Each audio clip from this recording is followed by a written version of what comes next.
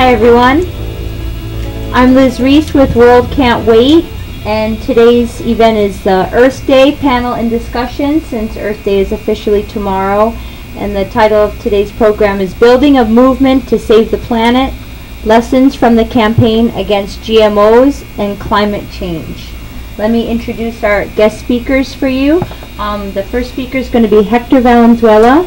He's a professor and extension specialist at UH Manoa College of Tropical Agriculture and Human Resources.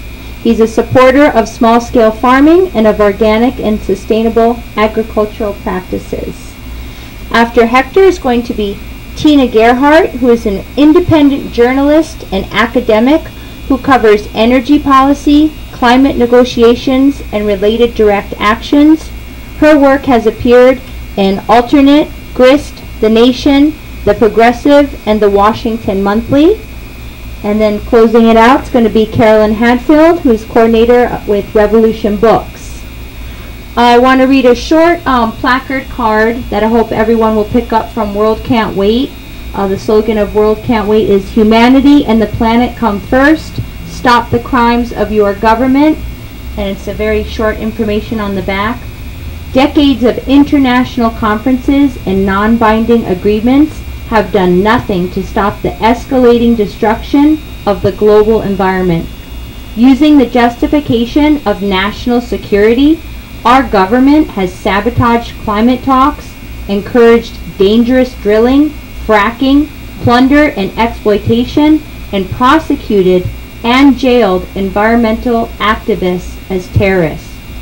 Consider, the Pentagon is the biggest single user of fossil fuel on the globe in unjust, illegitimate wars to maintain military dominance. Join World Can't Wait in speaking and acting in protest of government action speeding climate destruction, in defense of people's rights versus domestic political repression, mass incarceration, and surveillance. For a real end to U.S. occupation of Afghanistan, targeted drone killing, and to attacks on Iran. Stop the crimes against our planet. So I encourage folks to pick up as many of these as you can and distribute them to folks you know or leave them in places. Before Hector speaks, we're going to watch a short clip. It's from a film called The World According to Monsanto, and this is just a short piece specifically on Paraguay.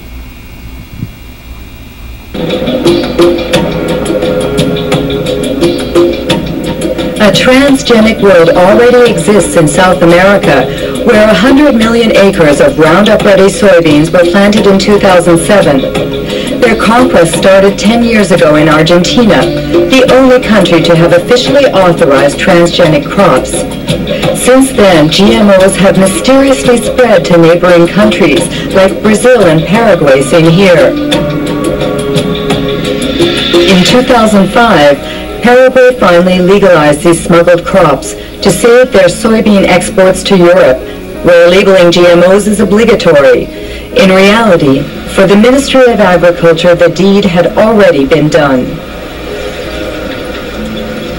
We had to authorize GMO seeds because they had already entered our country in a, let's say, unorthodox way. Do you know how transgenic seeds enter the country? Through the black market or smuggling? We don't speak about the black market, but about the blank sack, because these are the seed sacks that have no official markings. Did Monsanto play a role in this seed contraband? It is possible that the company, let's say, promoted its varieties and its seeds, and as I told you, the government had to react after the fact to authorize what was already a reality.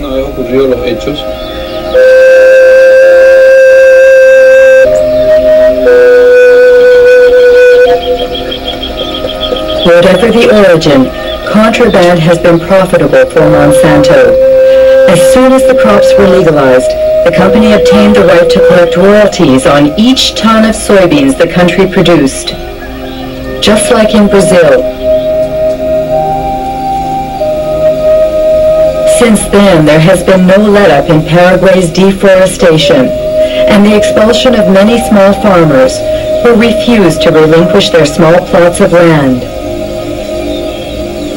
Andre Galliano leads a small farmers organization which is fighting against the progression of what he calls the green desert.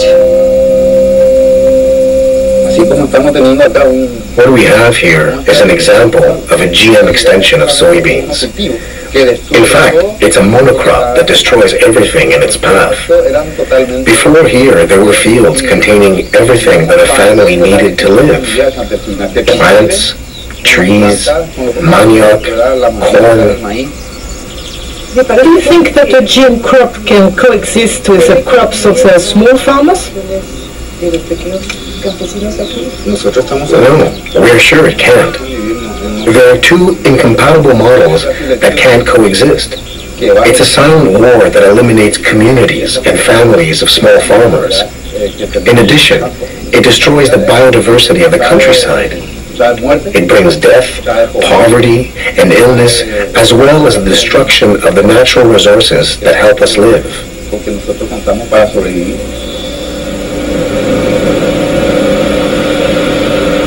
Today, Roundup is sprayed all over Paraguay by plane or mechanical spreaders driven by unprotected farm workers. The herbicide is sprayed right up to people's front doors or near the subsistence crops of small farmers. Every year, crops are destroyed and thousands of people contaminated. Like this family, which is surrounded by Monsanto's GMOs. The parents are worried about their son Pedro because every day he has to cross the soybean fields to sell his mother's homemade corn tortillas. How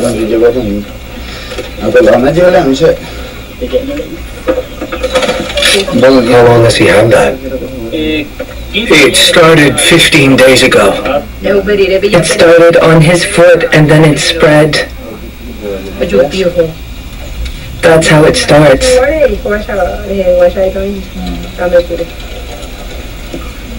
Does he have a headache?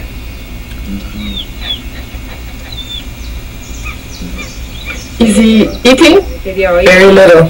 Today he didn't want to eat what I prepared for him. He only drank a little fruit juice. And his brother? He eats better, but it's difficult.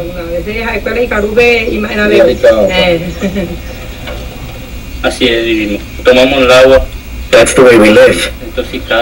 Recently, we lost 60 ducks and geese. They took a few steps, and then they fell down, dead as doornails. They spray deadly herbicide over there. And when it rains, the water streams down here, and since ducks live in water, that's the result.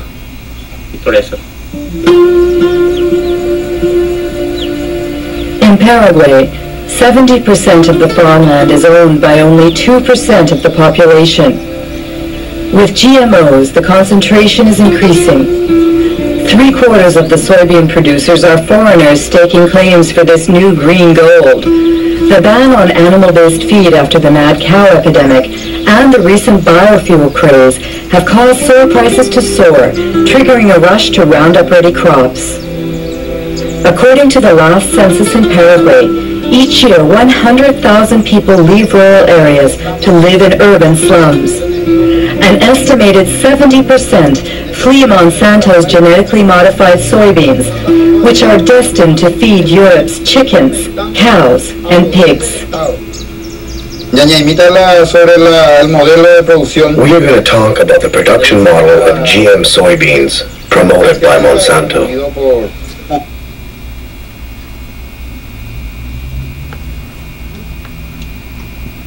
So our first speaker is Hector Valenzuela. Thank you, Liz, and thank you, everybody. I hope that this clip gave you a perspective that this is a global issue, and it's not an issue only about our own diets or what's going on in our backyard, but it also has international dimensions. I've been following GMOs for about 25 years, mostly the science, and I've been closer with the movement for the past 10 years or so here in Hawaii. And I think the growth of the movement has taken a lot of people by surprise in terms of how many people are getting involved. There's all kinds of activities going on in terms of education all over the state. Today there's a big spread on the inside section of the newspaper. Earlier today I attended a movie at the friend's house here in Manoa. This afternoon there's also an activity going on in Kauai at a park with movies and education. Tomorrow there's going to be activities, demonstrations to boycott Kellogg's at Ala Moana and Kiamoku, and in the afternoon there's an event at Mai Tai restaurant with music and money collection for some of the GMO groups. So there's all kinds of activities going on, and Hawaii has become almost a focal point against the fight of GMOs, mainly I guess because a lot of the companies are doing experimental trials in Hawaii. So I would just like to give you some of my perspectives in terms of activism for GMOs and what's next, and where does this fit within the bigger picture of how can we take where we are into a better world. The GMO movement is pretty multidimensional, and it comes from all kinds of sides and in different aspects. And while this is a strength because it's coming from different angles, it's also a weakness because in this media-centered world, people are used to a one-word message or what are you guys all about, and sometimes it's difficult to translate that when there's different voices in the movement.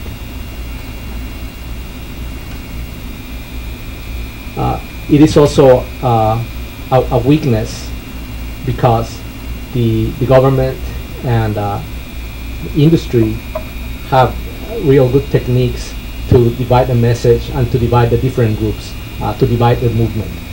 So they are able to divide the central message of what people are trying to say, and this can successfully, or the government or the industry can try to discredit the movement based on the divide and conquer approach. So that's one of the weaknesses of having such a multi-dimensional movement. But in terms of the different approaches that have been taken are educational talks and panels, such as the one we have today, street and direct action. And so far this year, there's about 7,000 to 8,000 people have taken the streets in Hawaii to march against GMOs. There's a lot of activity in the social sphere, in the social media, the internet. There's the legislation. There's the courts, and the courts have been one of the most effective measures to get actual achievements with regulations. And there's a variety of groups that also have been involved. In Hawaii, we have Hawaii Seed, which is a statewide organization. There's groups in the different islands. And again, this adds diversity, but also sometimes dilutes the message.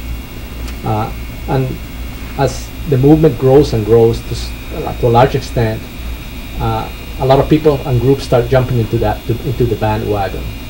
So you start having more fringe groups coming out from nowhere, and some fringe groups that come up with conspiracy theories about what the government is trying to do, or the United Nations, and so on. So as part of the movement, this asks, okay, how can we channel all this movement to continue in a positive way, and without having all these divergent views going around. In terms of what takes people to say, I'm concerned about this issue and I should do something about it. And this takes both a local approach and a global perspective. In Hawaii, a lot of it takes more of a local issue, say for the folks in Molokai and in West Kauai.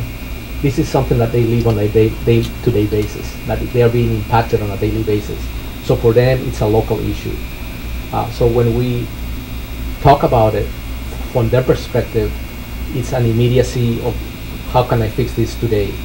So from that perspective, it becomes harder to take a global issue of, yeah, this is what's going on in other countries, and how can we address this from a societal perspective.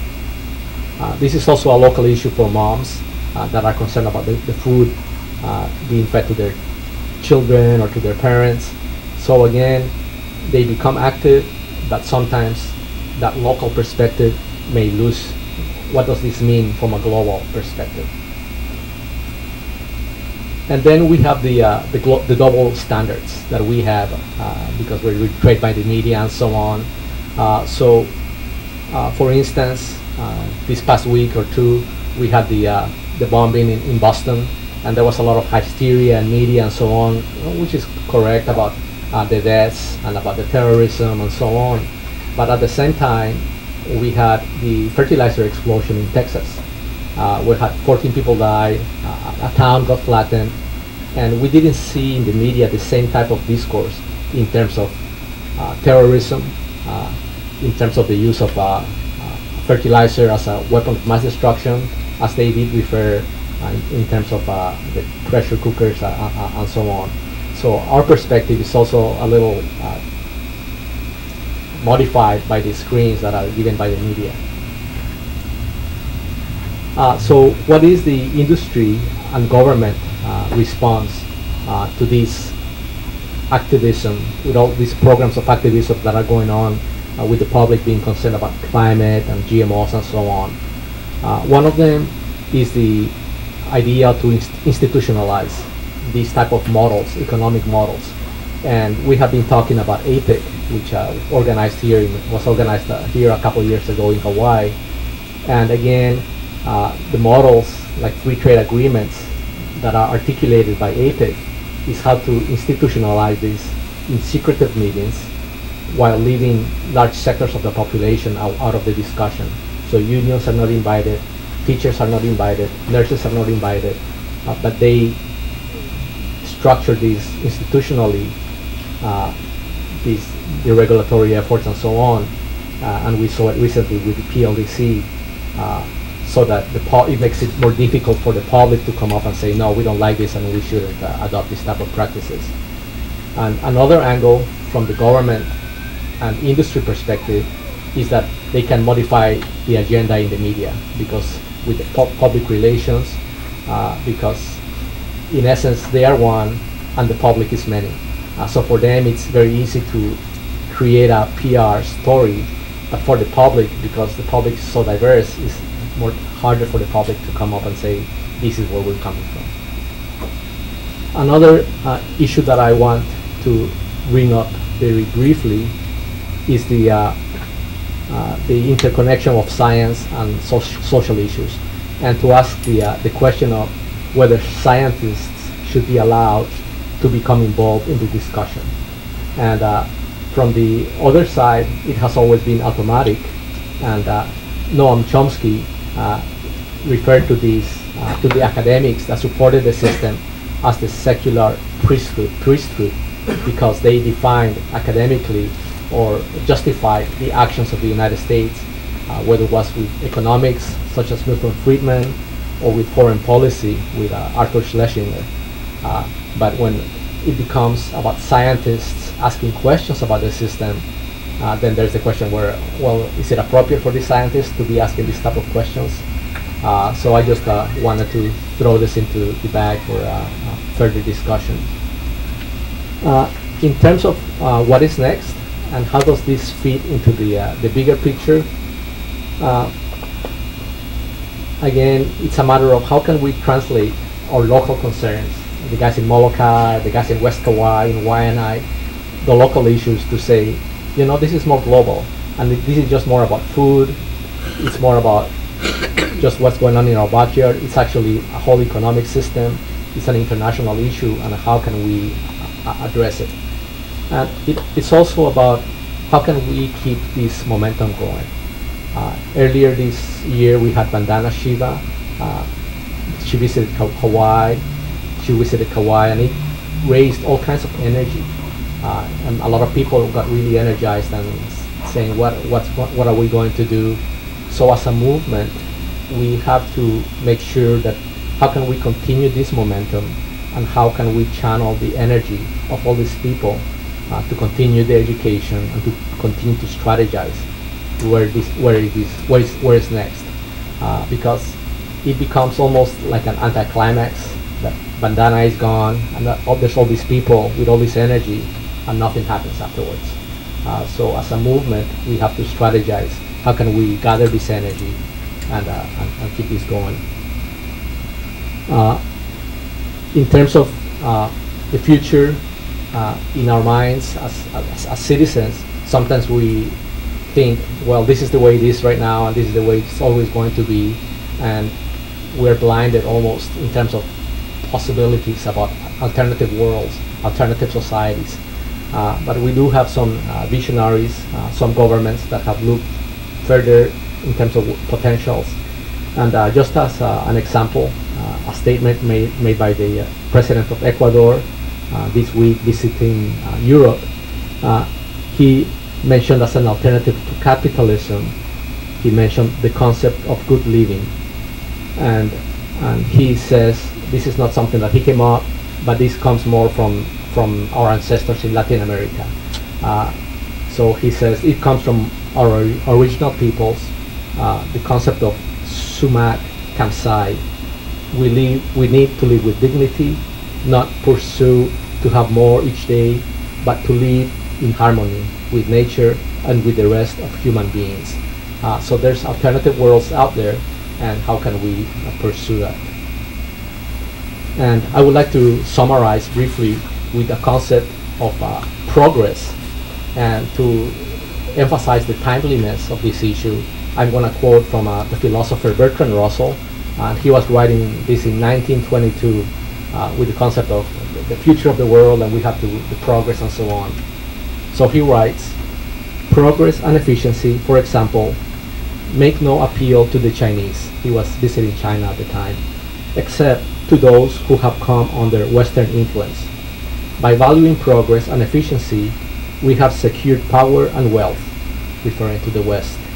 By ignoring them, the Chinese, until we brought disturbance, secured on the whole a peaceful existence and a life full of enjoyment. And Bertrand Russell also mentioned a trip that he took on train through Russia. And again, he's writing this in 1922, and this again refers to the timeliness of the issues. So he's talking about his experience going through the train in Russia. And at last, I began to feel that all politics are inspired by a grinning devil, teaching the energetic and quick-witted to torture submissive populations for the profit of pocket or power or theory. As we journeyed on in the train, fed by food extracted from the peasants, protected by an army recruited from among their sons, I wondered what we had to give them in return, but I found no answer. So that's it for now. Thank you.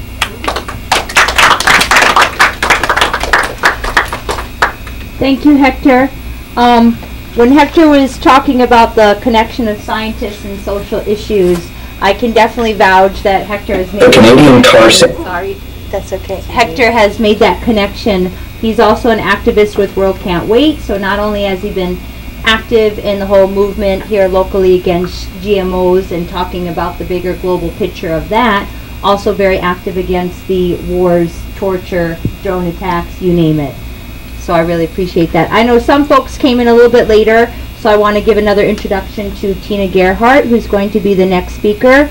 She's an independent journalist and academic who covers energy policy, climate negotiations, and related direct actions.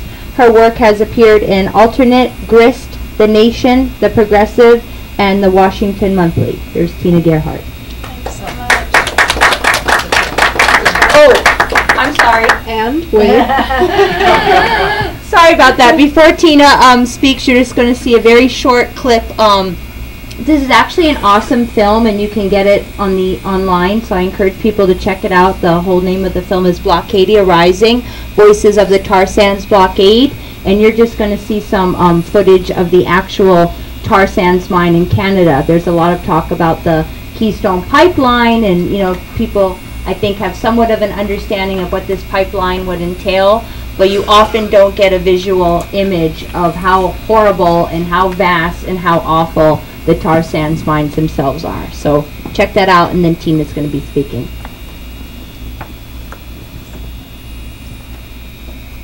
Sands in Alberta have become the single largest construction project in human history and covers an area the size of England. With the global extraction of crude oil peaking, the industry is hunting for new carbon reserves to meet the demands of an ever-growing market. This massive project has destroyed an area of arboreal forest the size of Florida, diminishing the biodiversity of the region and releasing cancer-causing pollutants into the waterways. This has been especially disastrous for the indigenous communities that live nearby, who are dying from cancer at an alarming rate, and from whom this land was originally stolen hundreds of years ago. This ongoing extermination of First Nations people has been assisted by the Canadian government, violating their tribal sovereignty and permanently destroying their ancestral homeland. The tar sands of northern Alberta are one of the planet's last remaining oil fields, but this isn't conventional crude oil.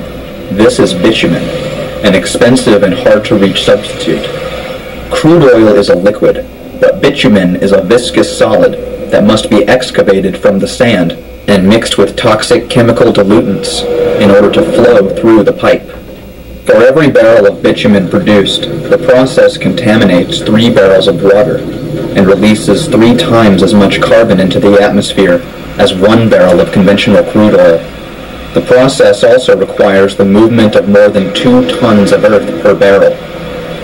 It is the largest and the most wasteful extraction process ever conceived. Thanks so much to everyone here at, is it on? Is it working? Okay.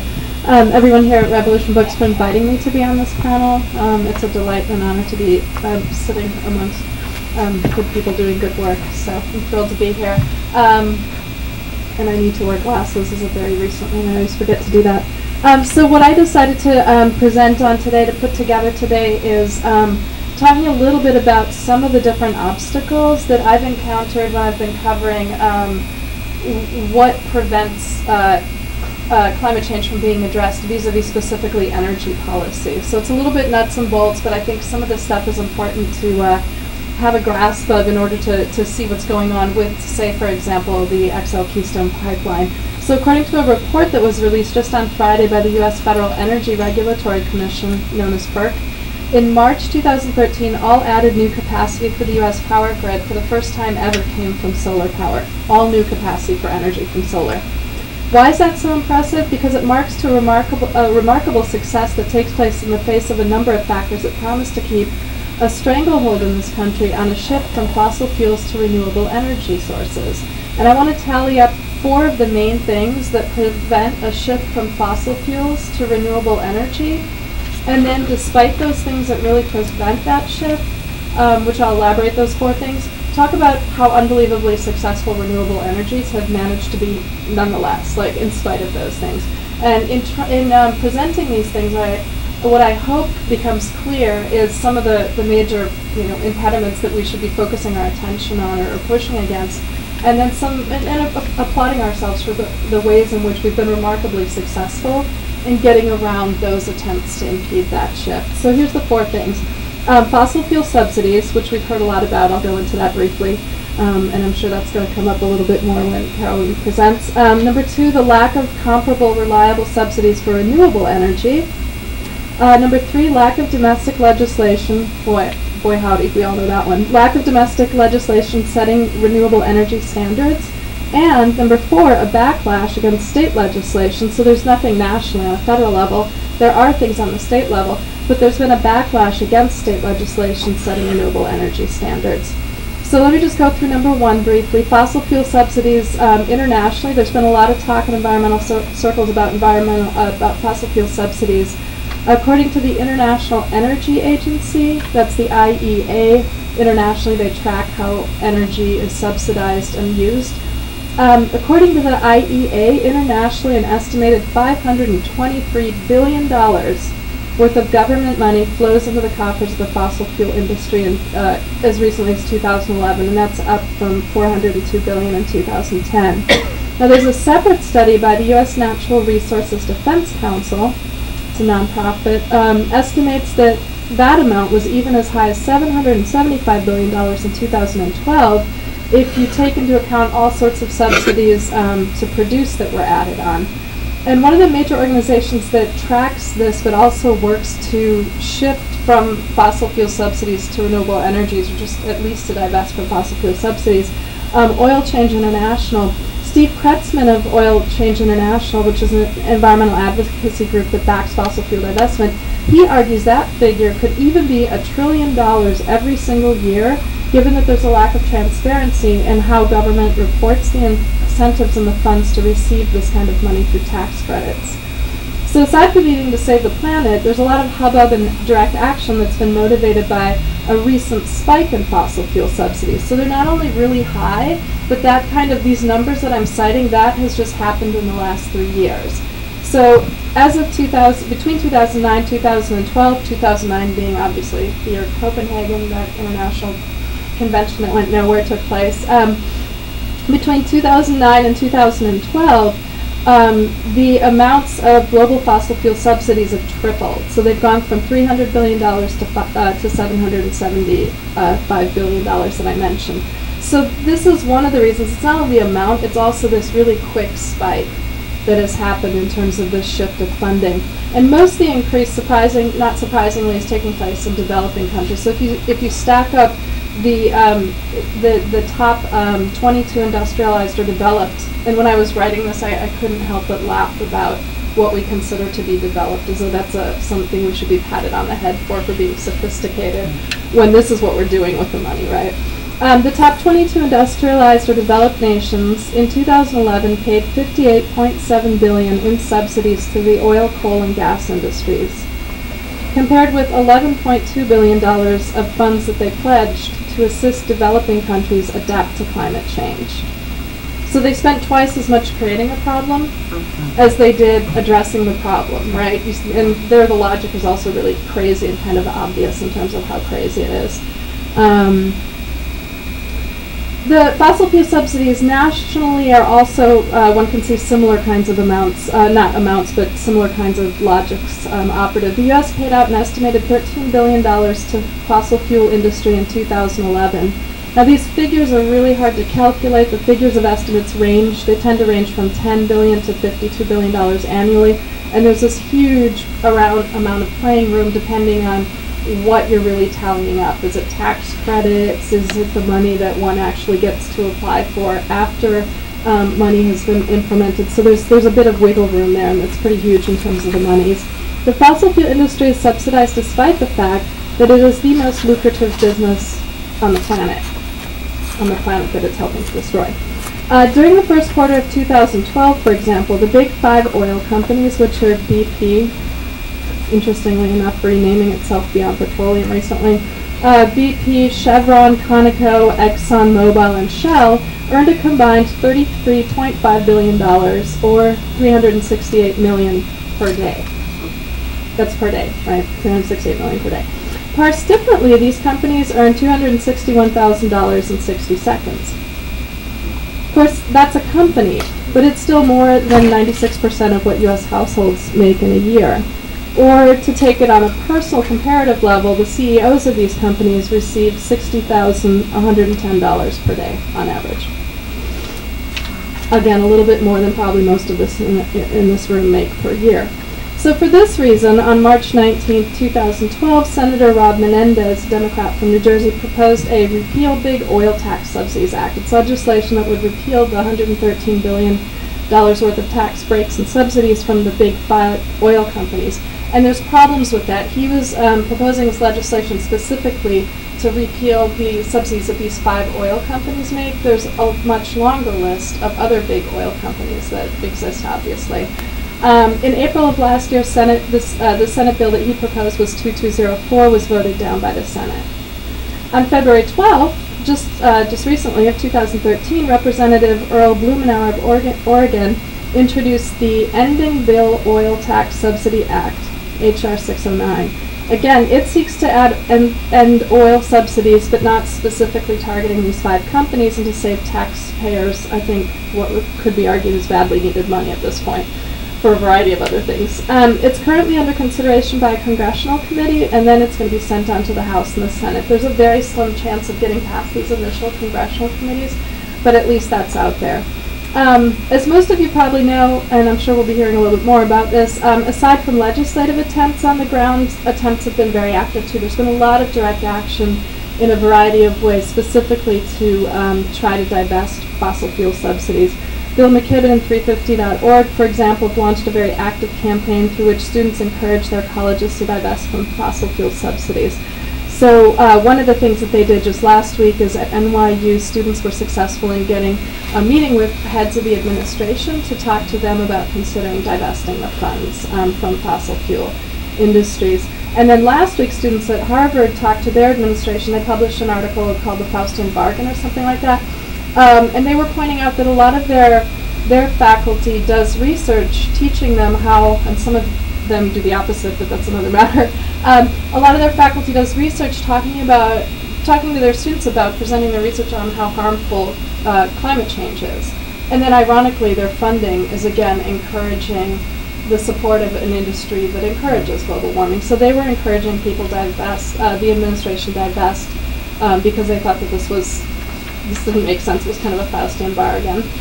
So number 2, lacking comparable, reliable subsidies for renewable energy sources. By contrast, according to the International Energy Agency, internationally renewable energy subsidies stand at $88 billion. That's for the most recent figures available for 2011.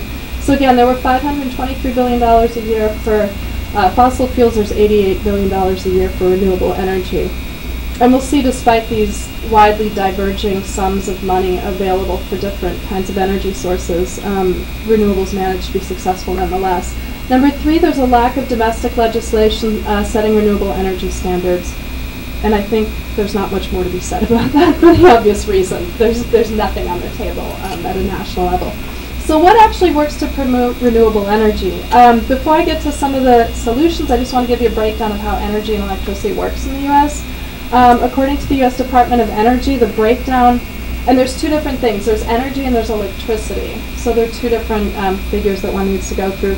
Energy breaks down in terms of consumption as follows. Petroleum, 36%, natural gas, 25%. Natural gas is on the upsurge right now. Coal, 20%, and these are figures for 2011. They're the most recent we have. Nuclear is at 8%, and renewable sources are currently at 9%. Coal and nuclear seem to occupy the lower end, right? Renewables is at the bottom, but right next to them is nuclear and coal. They're at the lower end. When I get to the electricity, you're going to see them jump up a little bit more. So here's electricity sources. Coal, 42%, top of the list. And then natural gas, 25%. Nuclear, 19%. Renewable energy, 14%. And then renewable you can break down to hydroelectric and other renewable sources. And this is in contrast to earlier figures from 2009, 2010 that I've looked at. Coal and nuclear are slowly decreasing, very slowly by 1% per year average. And then the trend is projected to continue. And natural gas, because of fracking, and renewable energy is increasing. And also very slowly, those 2. But really, renewable energy is the quickest one that's increasing, that's improving. And that's a trend for natural gas and renewable energy that's predicted to continue. And I can give you the breakdowns if you want in the Q&A of renewable energy. So there's a number of specific measures that help to develop and implement renewable energy, specifically 4. There's tax subsidies, there's credits. 3rd, there's feed-in tariffs, and then 4th, there's state regulations that provide renewable portfolio standards or renewable energy standards. And I think we've discussed the subsidies that favor fossil fuels. I just mentioned them. Subsidies in the forms of funds or loans for renewable energy that encourage a shift in the base also exist. Most popular amongst these and best known is the American Recovery and Reinvestment Act that was passed by President Obama in 2009. It's also referred to as the Recovery and the Stimulus Act. And then there's also Tax Credit 1603. But the American Recovery Act allocated about $27 billion for energy efficiency and renewable energy research. And these funds, they're typically administered by the Department of Energy, Department of Agriculture. They include everything from money for re-weatherizing our homes. If we were to have the money to upgrade to an energy efficient refrigerator, we could also turn that in for a rebate. And I think for most people these kinds of things are very difficult to even afford in the first place. For electric vehicles, one can get a rebate, again, if one can afford that to begin with. And then to increase the energy efficiency of low-income housing, there are funds available, also energy efficient buildings and machines used in industry. The production tax credit that's on the books, it's often called the PTC, allows tax filers to write off electricity that's produced through wind turbines. And this has seen an explosion in the amount of wind energy that's been implemented over the past year. Again, I'll gloss over some of these figures just so that people's eyes don't glaze over when I name a ton of figures. But basically, the production tax credit, which is specific for wind, it has to be renewed every single year. So it's kind of like a ritual that's almost like Thanksgiving or Christmas between those two holidays, or winter solstice, if that's more a holiday that you celebrate. Between those two holidays, every single year that tax credit has to be renewed. If it's not renewed, then people don't get a break for using wind energy. And it's just not a very good way of unlike the fossil fuel subsidies, which are something that industry can totally rely on, to have a tax credit that has to be renewed every single year doesn't really make people feel very comfortable with that industry being funded, right? If you're a company that's doing wind energy, it just doesn't make you feel like you can guarantee that that money is going to be there next year. And nonetheless, even though that has to be renewed every single year, we've seen astronomical increases in wind energy. Of renewable energy, it's the thing that's increased the most. 72% in the first half of 2011 of new energy was wind energy. They're expecting, when the figures from last year end, that wind energy is going to have another record year. And it's not only an issue when I'm presenting this in terms of, and maybe Carolyn will get into this a little bit more, of what kind of energy is used. It's also an issue of jobs very much. So it's not just this issue of, well, if I had a lot of money to afford a solar panel, maybe I could, apply for a rebate at the end of the year for that. It's also a really big job creator, unlike, say, the XL Keystone Pipeline, which they say creates a lot of jobs, but it doesn't. And maybe that'll be something that'll come up. There's been about 85,000 jobs that have been created through the wind energy industry during the years of the economic recession. In addition to those jobs, just yesterday, the solar energy industry announced that it had created 14,000 new jobs. For the last year, figures are available, which is 2011, and again, that's a 13% growth rate. That's one of the larger growth rates in a recession. We don't need to say this. Obviously, there's fewer and fewer jobs, and unemployment lingers, even though the figures end up being calculated in a way that often underestimates how high those figures actually are. So this is actually an area where there's a lot of growth. And the top 10 states for solar jobs, unfortunately, we're not amongst them, and we really should be. California, Arizona, New Jersey, Massachusetts, Pennsylvania, Colorado, New York, Texas, Michigan, and Ohio. So there is a lot of, despite the fossil fuel subsidies, there is this kind of growth. The renewable portfolio, I'll skip over feed-in tariffs just in the interest of time. The renewable portfolio standards have been remarkably successful in helping shift energy sources. And this is something I just want to touch on a little bit more because it's under a lot of pressure right now. So what renewable energy standards are is they basically stipulate for states that a certain amount of that state's energy has to come from renewables. And one of the reasons they were set up at the state level is because there's nothing happening at the national level. And a couple years ago I presented on this. Not a lot of states had figures on the books yet. At this point, over 30 states have renewable energy standards on the books. And one of the signs that they're so successful is that ALEC, which a number of you might be familiar with and have heard about in various other configurations, the American Legislative Exchange Council, which is a very well-heeled, well-subsidized lobbying group that works together, bringing people together nationally to draft legislation that's uniform across the nation, but that they then try to pass at various state levels. they have been working specifically targeting renewable energy standards. So we can pat ourselves on the back and say when ALEC takes note of something and targets it, it's a sure sign that that thing is on the verge of perhaps working and being successful. And this is despite these crazy inequities of numbers that I gave in terms of the subsidies, right? The crazy amount that fossil fuels get versus the paltry sum that you get dribbling over to renewable energies. So ALEC has been associated with backlash of all sorts of issues, reproductive rights, funding for Planned Parenthood, renewable energy standards is something that they're focusing on right now. And I wrote about this issue for The Progressive just this past February. Last October, ALEC adopted the Electricity Freedom Act. It has a nice name.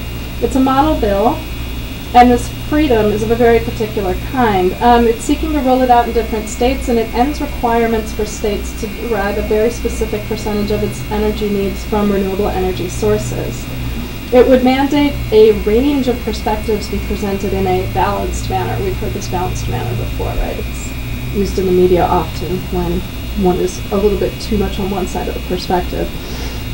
According to DSMOG blog, the bill was adopted by ALEC in 2000, and language from the draft bill has been introduced in 11 states and passed in 4, including Louisiana in 2008, Texas in 2009, South Dakota in 2010, and Tennessee in 2012. Legislation was currently under consideration when I wrote about this issue in Arizona, Colorado, and Oklahoma, but there have been a lot of developments quickly since then. In Oklahoma, the bill just was narrowly passed by the first committee that looks at it, the Education Committee, on February 19th, but then it was voted down on March 14th, 2013.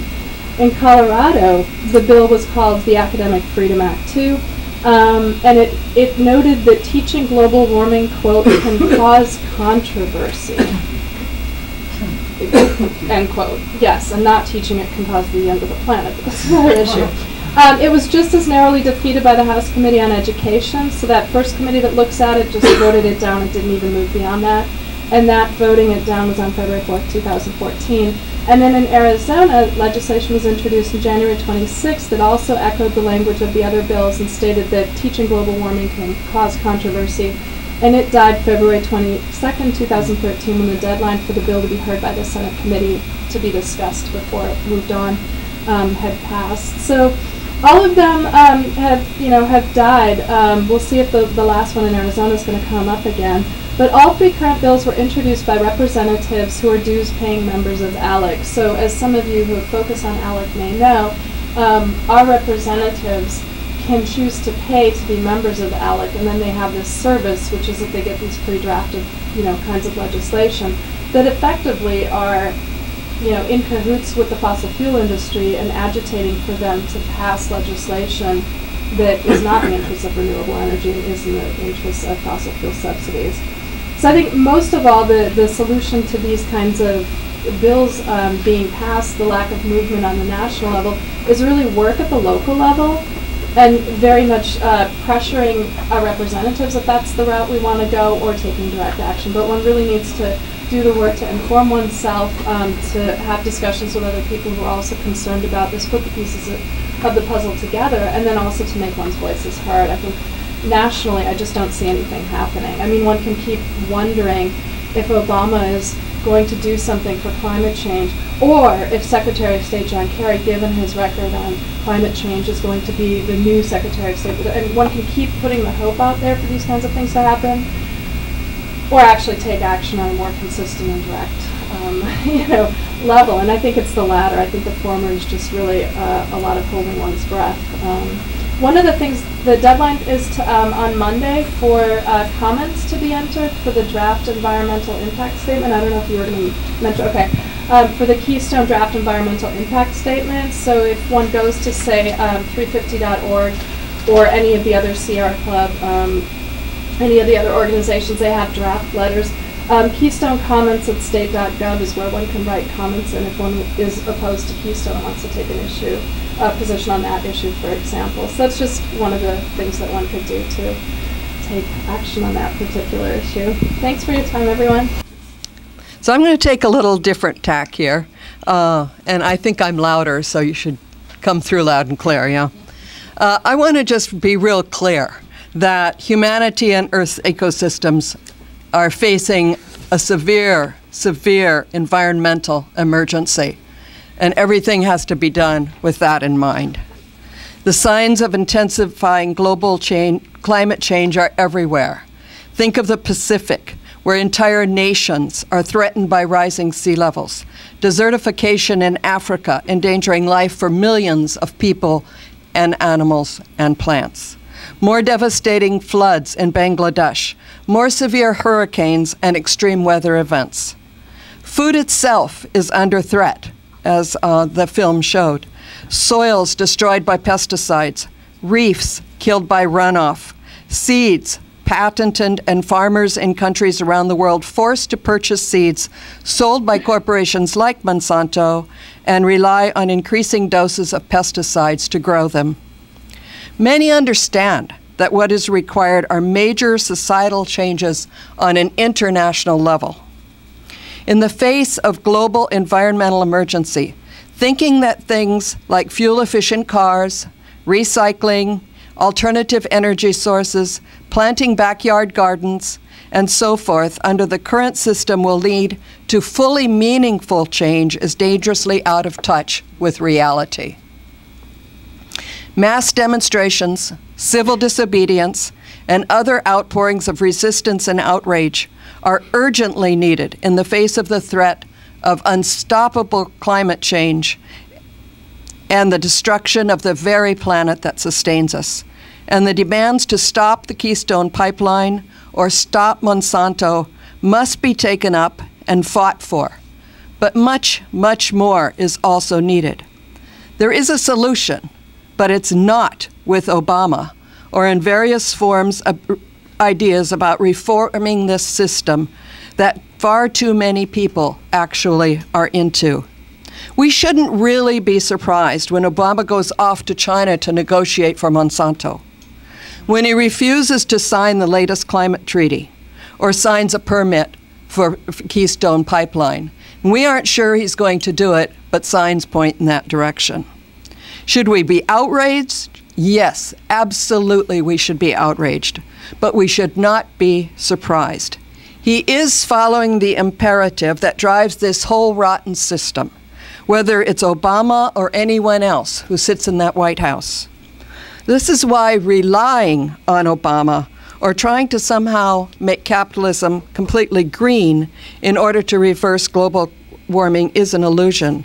Because what people are actually doing is relying on the capitalist imperialist system to do what it is impossible for that system to do. It's a dead end.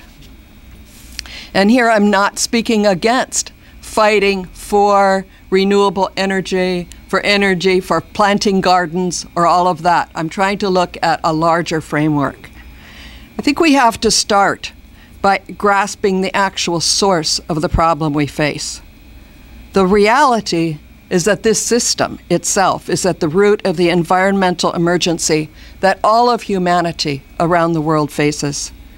As the top political representative of the class that rules this country, Obama's mandate, his orders from the people now and from the system itself, is to maintain and strengthen the U.S. position as the most powerful imperialist power, including its overwhelming military dominance in the face of the challenges from other imperialists and various forces globally.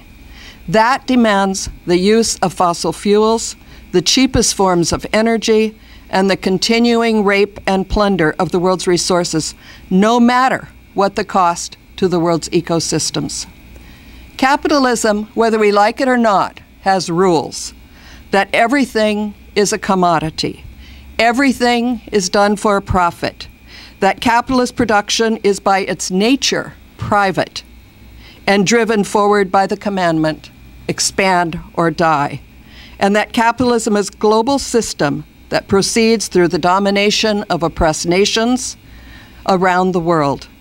Because of this, there is ruthless and never-ending compulsion to win out and drive out other competitors, to control whole nations and peoples, regions of the world, natural resources that fuel the system's operations. In short, this system cannot be made to act according to different rules than those that make it what it is, and that characterize the whole way this functions, even if these rules mean bringing on an environmental disaster that most people can see coming down and do understand that trajectory. The environmental movements today are primarily led by organizations that rely on Obama and the system. Most of those leaders think the system can be reformed, or if they actually understand that it can't be, they tailor their message for broad consumption and think they can't put out what they know to be true. When we look at all of this, I think there's a tendency to just give up. And we just can't do it. We have to do the opposite. First, I think we have to recognize that the current movements, even if the majority of them are leading in the end to a dead end, if they continue as they are, have accomplished something. They have mobilized people, mass groups of people. They have educated people. They have brought greater awareness to the problem. They have built networks of people. And we can see, as all of this is going on around us, and especially when we look at the GMO struggle here in Hawaii with our very own eyes and around the world, and then to the major struggle that's coming up around the Keystone Pipeline, that there is a potential to mobilize millions more into a mass movement of resistance. And it is possible to win these particular things. We can win something in there. But we have a lot of work to do that.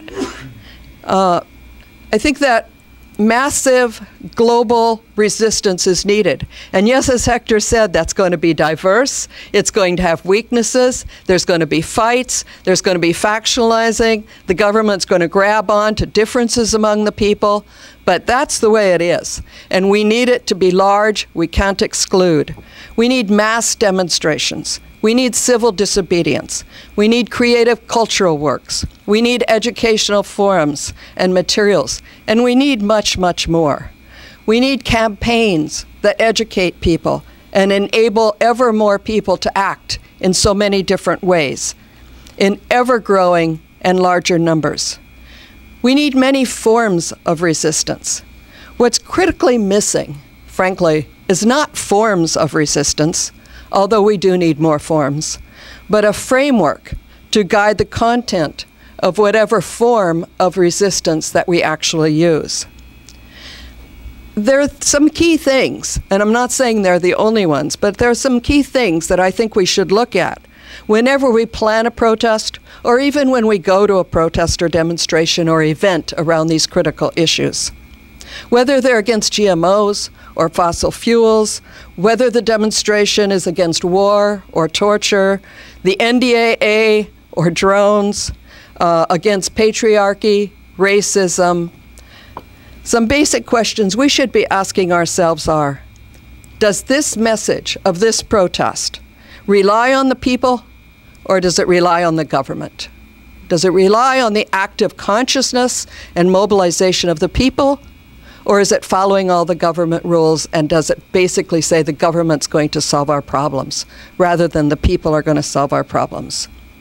The second one that I think is so important is, does what we're doing actually reflect the interest of humanity as a whole? Or does it reflect, which is more often the case, America first, or my backyard first, or any of the other? That even though we fight on a local level on a particular issue a lot of times, we have to look at what the effect is globally. So, you know, it gets kind of sick when we don't look at the fact that what we're fighting against here might just move over to Guam or to Okinawa and all of those. I think we have to know that and be conscious of those things and look at what is actually in the interest of humanity. I think another issue is that a protest should really unleash a whole atmosphere of questioning, of wrangling, of debate, of looking for a solution, no matter how dicey that gets. And it will get dicey. but that we have to welcome different ideas and not channel everything into one sort of particular thing. So I think these are very basic, and when we compromise around these things, and I'm sure there are more that people can talk about, then I think we actually only reinforce the system, and that is the problem. Additionally, and I want to say, we really should welcome all different kinds of people into these movements, from all different walks of life, from all different ideologies, beliefs, religions, whatever, as long as they unite with the main message of it. We can't censor people because they're social democrats or fundamentally want to reform the system and rely on the system, or because they're outraged that something bad is happening in their neighborhood but really don't give a shit around the world. We can't censor them, but we do have to struggle with them. We can't censor them because the sign has the wrong message, or that it's too rude or crude or too militant. We can't be censors of a large mass movement of resistance. But we do need to figure out how we can fight for an action that does not fall de facto into the trap of relying on the system, representing one group to the detriment of another group, to the detriment of humanity and the planet. And we cannot silence people who are genuinely looking for a solution, searching, or excluding people who we could unite with around the particular issue. In some situations, it's necessary to file a lawsuit, testify at those god-awful hearings, to petition, and do things that, at some level rely on the system. But even when we do these, and I reiterate, sometimes we have to, the principal thing we have to fight for is to rely on the people and not that system. Bring the force of the people into play. Educate people through what you're doing. Expose the system through your action.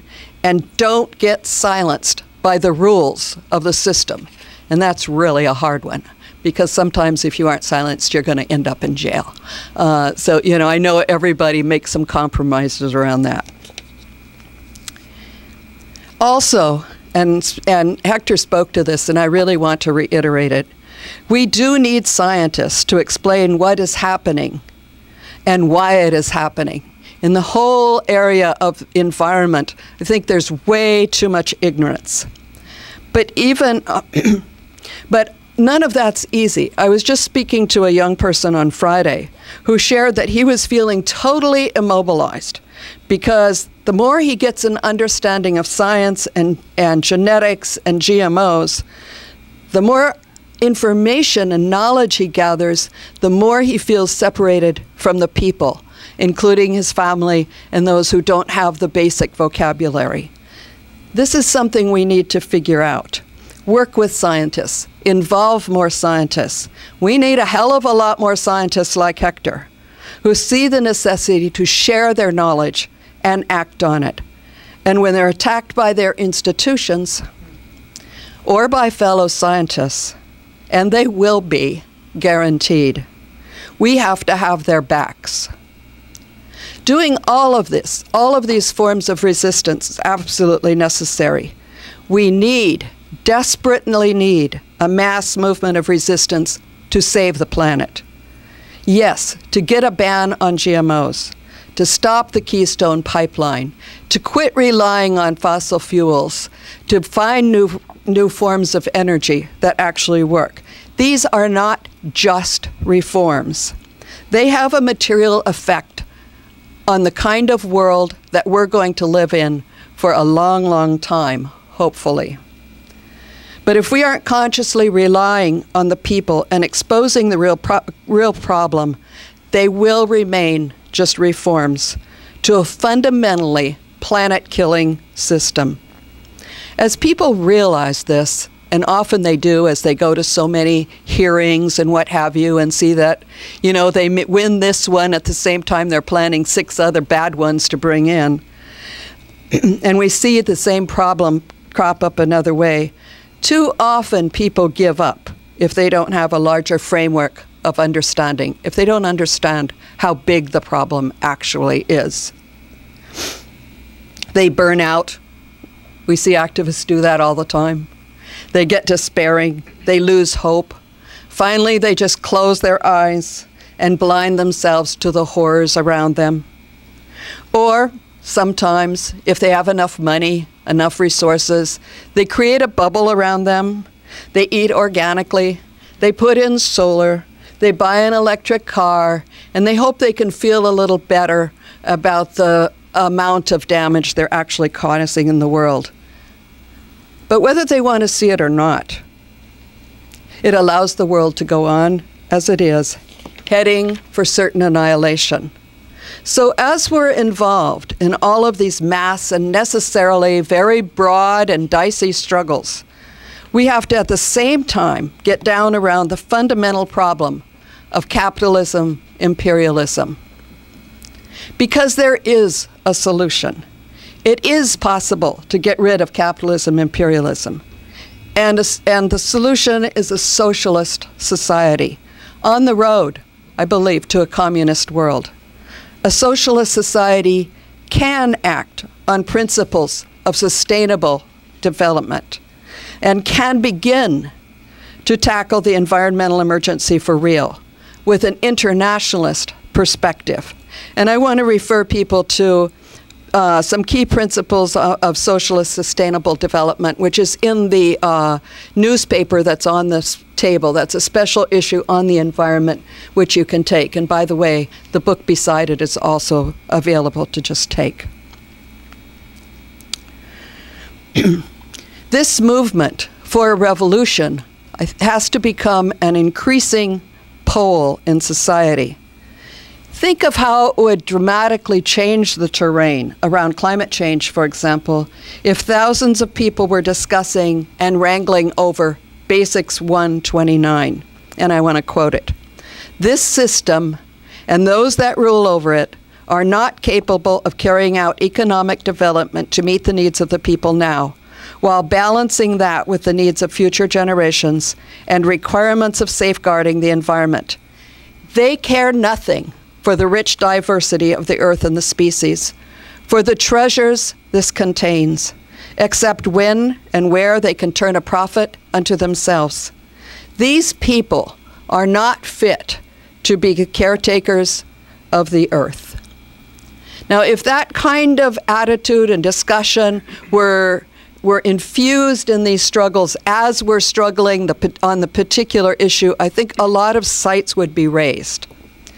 Or think of how dramatically it would change things in the struggle against Monsanto if thousands of people were discussing and wrangling over Basics 5.7, which says, and this is short, and the most controversial of any of them that we take out, American lives are not more important than other people's lives. Because then maybe people would begin to understand the way U.S. imperialism affects the lives of people in Mexico, India, and all around the world. I encourage you to get the series of interviews that's on the table on the Michael Slate program, or the film that of Bob Avakian's talk, because it addresses a lot of these issues from different directions. But in the part 2 of the interview on Michael Slate, Bob Avakian, who's the chairman of the Revolutionary Communist Party USA, which I support, speaks about the potential of the growing movement of people around the environment and saving the planet. This is something we really have going for us, folks, even if it's in an embryonic state.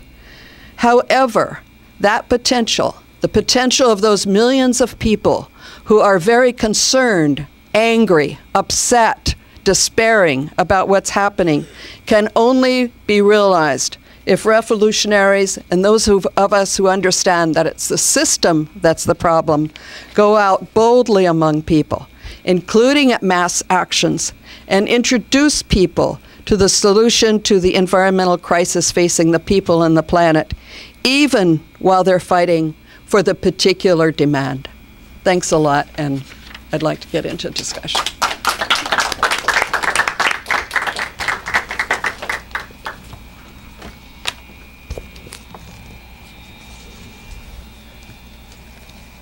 So So I want to thank all the three speakers. You know, even though Hector, Tina, and Carolyn kind of touched upon different areas, I think they all kind of tied back together and gave us an overall, you know, picture of the different issues involved here. And I think it's really important for us to get into some question and answer and discussion. You know, you can either ask them specifically to any of the speakers or, you know, talk about how we're all going to like solve this problem together. Just one comment I wanted to make. I thought it was so interesting recently when Stephen Hawking recently said that, you know, humans need to find alternative life on other planets. We basically need to find another planet to move to because within 1,000 years, the Earth will be completely uninhabitable. And if that doesn't freak people out, I don't know what does. And then it's kind of like, you know, no analysis or framework about why things are so screwed up on Earth. And, you know, my first thought is, oh, great, now we're just going to like leave Earth and completely fuck up another planet. And, you know, whether, you know, these are the kind of things that scientists do need to talk about and get into, because reality is we really might need another planet. You know, there might be some point to this. We screwed it so bad. But, you know, if we don't, like, figure out what we're doing here, are we really just going to start, like, screwing up the entire, like, universe? Like we haven't already. So, you know, I encourage people, let's get into some question and answer.